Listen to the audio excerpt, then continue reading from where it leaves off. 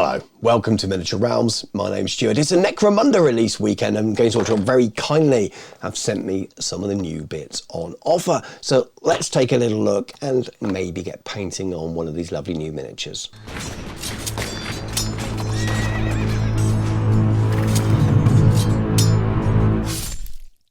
Miniature Realms is proudly sponsored by Counter-Attack Bases. They stock a wide range of counters, gaming aids and movement trays for multiple game systems and offer custom items to suit your club, your event or even your podcast or YouTube channel. Check out the link in the video description. So we have the Ash Waste Nomad's Weapons and Upgrade Sprues and the Sha'Dar Hunters and the Athromite Spine Worms. Now the upgrade sprue, all the details, all the things you get are listed on the back of the box anyway, and inside there is a nice little plastic frame. I didn't know really what I was expecting with these. I guessed it was going to be plastic, but I never purchased one of these upgrade sprues for Necromunda. I'm quite impressed by it. It's pretty cool. Nice little booklet inside, shows you each of the weapons, and actually shows you how you can fit them to the existing kits. You've actually got some instructions in there to add to your regular instructions you get, and then you've got two frames in there that are exactly the same, so identical frames, and they are packed. There's loads and loads of stuff on there, so in that regards it's pretty good value. This is the latest gangs for the Ash Waste Nomads, and this is the Sha'Dar Hunters and the Athromite Spine Worms as well, and they're pretty cool.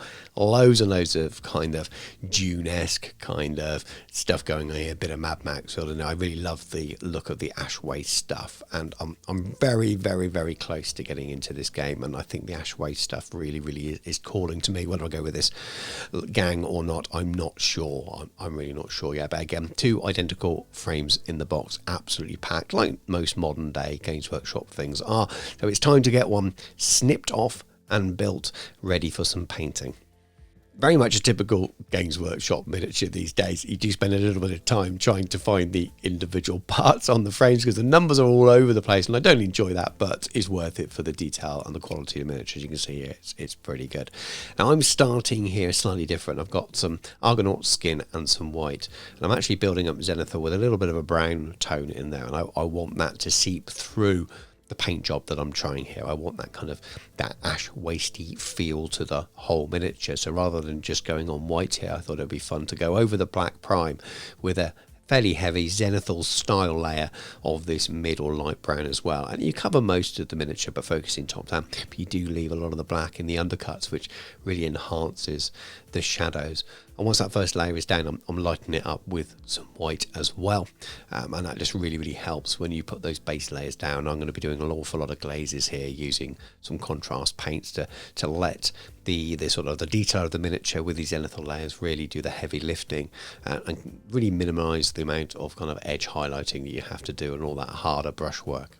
And once you're done, this is what you're left with. You see I tilt it up there, you can see quite a lot of the shadow underneath. It does look a bit white when it's blown out on the camera like that, but it is worth it. And this is Gut Ripper Flesh. This is a very light contrast paint, and that's deliberate here because I want it to be very much a glaze, and I'm putting a very thin layer over here, so some of that white and brown almost tints it and shows through. It's not quite the same as the box art, but definitely inspired by the green of that box art. This is much lighter, but I really wanted that lighter feel to this, and I'm not going to be using any of the blacks that's on the box art either. I'm trying to lighten up the whole miniature and have lots of different shades of creams and whites and greys and this green. The trick to doing these coats so light and thin is you've got quite a good highlight built in there already. I will go back and do a highlight as well, but I'm trying to keep it fairly simple and cut down the number of stages, but still have something pretty striking at the end. And for that highlight layer, I'm just getting some Trooper White in with that Gut Ripper Flesh and mixing on my wet palette. So it's almost 50-50 to start with, and then just slowly add more and more white. And I'm focusing on the edges and where the detail is raised on those fabric areas. I can always go back and build those up, but if I start from the highest points and see how it looks, I'm reducing the amount of work I might need to do. If I keep the paint quite thin as well, it reduces the amount of brush strokes, especially with lighter, whiter colours. They can get quite chalky, and you're just slowly building it up, focusing on those highlighted areas, and then maybe expanding the lines and glazing out a little bit if I need to, and building more and more. And you can just put pure white on for the final highlight if you want to, but again, as you can see here, I'm doing very very, very subtle highlights, very, very light touches, and slowly building it up, because it saves me work in the long run. And as I get towards that more purer white, again, I'm just going back over the same areas I've already painted, really focusing on the detail that's most prominent. And you can just see it start to sort of stand out and pop a little bit, but you still got those green tones showing through, just focusing on the edge of the areas of the fabric there. And it's quite a nice effect, and it's actually very, very simple for the amount of work that you're putting in. It really doesn't take that long to do this stage either. Probably about 15 minutes in total from the glaze down, it drying, and then going back in with these layers, and it's the green done already. So next up we have Contrast Apothecary White, which is essentially a light grey glaze, and some of the other parts of the miniature here I want to be a whitish colour, and this is the best way of doing it. So while we already have that kind of white built up through the zenithal layers, it does have those brown undertones. Again, I'm doing very thin coats of this here. I don't want any pooling on the flat surfaces. I want enough to run into those recesses, but just really tint it and tone it and glaze it back. And much like the previous layer, I'm going back to the Trooper White here, and I am adding that to the wet palette as well, right by where I had my Apothecary White contrast paint as well, so I can mix them together if I want to glaze back and tone it down. But mostly here I'm just using the thin white to capture the edges, just like I did for that final stage with the green, but I'm focusing on the edges with the white here, and that just is enough to lift it and make it pop and stand out. Again, if it's a little bit too bright, I can always use a little bit of that Apothecary White thin with a little bit of water, or medium, and just glaze back over afterwards as well. It keeps that white a little bit smoother, but keeping it thin here, focusing on those higher edges, and it looks pretty good. Sticking with those really light colours, this is Contrast Skeleton Horde, probably the richest in pigment out of the previous ones I've used. And there's areas of what looks like carapace or bone on these miniatures, and I'm definitely painting this as bone. So you've got a sort of armour in between the legs here as well. He's got a knee pad that's bone, a shoulder guard that's bone. So I'm just doing an even coat all over these, and because you've already got that zenithal white with the brown undertones, it just goes over there really nicely as it is. And I've already got that Trooper White on the palette, so I'm just again mixing it in 50-50 to start with that Skeleton Horde, and doing exactly the same as I did with both the previous colours, keeping the paint nice and thin, focusing on the edges of the detail where the highlights would be, and just gently building in those highlights closer and closer to white all the time, just to make it pop and stand out. And again, if it's too heavy, too thick, you can always go back with a little bit of the Contrast Skeleton Horde again, just to glaze it all back down, or add a little bit more depth into the recessed areas and the shadows. You've got these little bone dagger things these holding as well, which I thought was a really nice touch. I'm not sure what animal they've come from, but again, exactly the same method. So I've used that Contrast Skeleton Horde, built it up through the white layers, and here I am sort of adding those final highlights really just to the edges where they really stand out. So this is Decayed Metal from Scale 75. I'm actually adding the metallics down there before I do the final kind of non-metallic colour. It's mainly because I'm using a brown for that, and a lot of that strapping goes over the metal area, so I'm going in with the metals first. I'm not going with any sort of silver or iron coloured metallics on this. Looking at the box art, there's a nice kind of brassy gold colour, and that's what I'm trying to achieve here. There's not an awful lot of it on the miniature anyway, as we've already seen. He's got bone style daggers going on, so you've got a little bit of metal hanging down the side here. I have no idea what it is or what it does, but again, following those kind of colour inspirations from that box art, and whatever he's got on his back as well, with all that metal stuff. If you know what they are, let me know in the comments.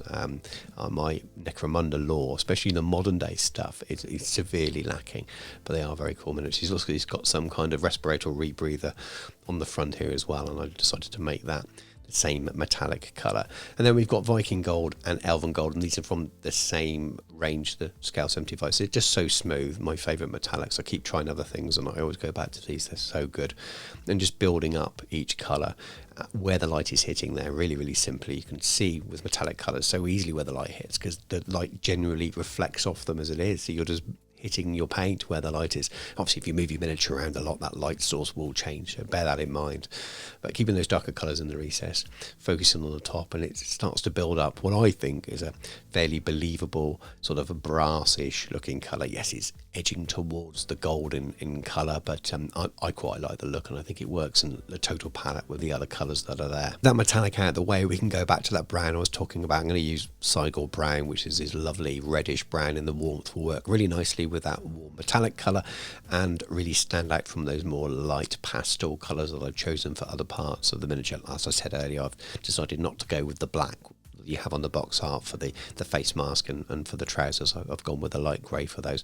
So I'm just painting in the leather shoes, and then there's lots of other leather bits. Again, I'm going for this same brown matching for the gloves, and then you've got some leather strapping holding his backpack on and his weapons and things like that as well.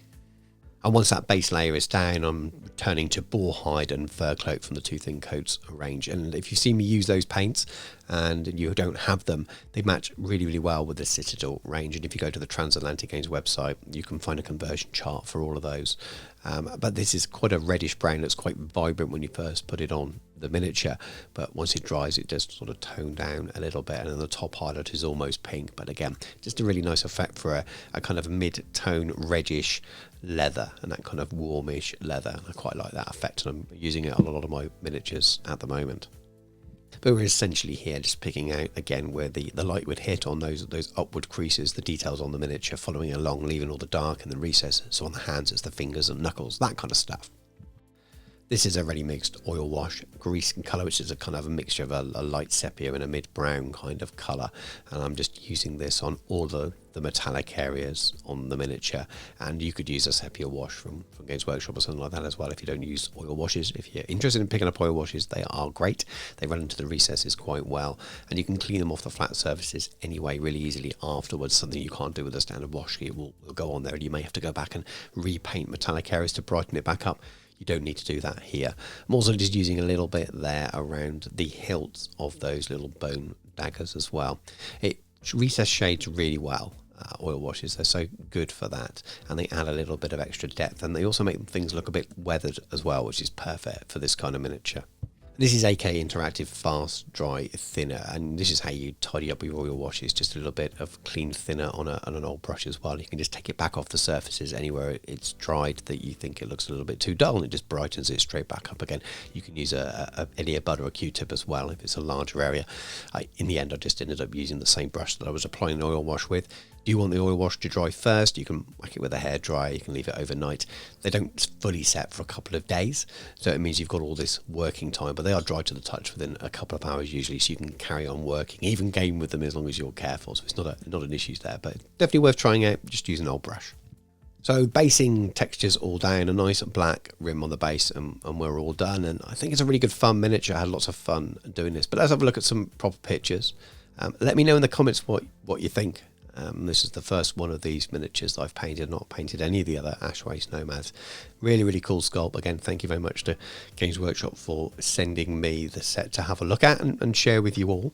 Let me know what they're like in game and what I should do to start with, because Necromunda definitely looks like a bit of a minefield to start with, but I'm excited to give it a go at some point, and maybe I'll get the rest of this set painted up. Thank you very much for watching. Hopefully you enjoyed a look at those new miniatures and maybe taken away some ideas about how you could paint those or other similar kinds of miniatures as well. They are definitely very, very cool. I love the Necromunda range, and thank you very much for Games Workshop for sending those over to me. It's a game that I really, really want to get into, but it does scare me, the amount of books and the amount of bloat there to get my head around when my brain is already full so much of other things. But it's something that keeps calling, and I may well be tempted to at some point in the future. And I'm sure a few of you are regular watchers of the channel. If you play Necromunda, reach out, get in touch. Maybe there's a really good way of getting into the game. I've got in my head the way I'd like to play the game, and it's whether that fits with the way the game actually works. But again, thank you very much for watching. If you've enjoyed the video, please do pop a comment below, like the video, subscribe to the channel if you haven't already done so. Check out all the links in the video description. My Patreon really is the best way to support me. There's a link to that there too. It takes a lot of time to edit and make videos, and I do it out of the love of my heart, but then also I want to do more and more videos, and it's very much the best way of supporting me to continue to do that. But thank you very much for watching. Take care, and I'll catch you soon.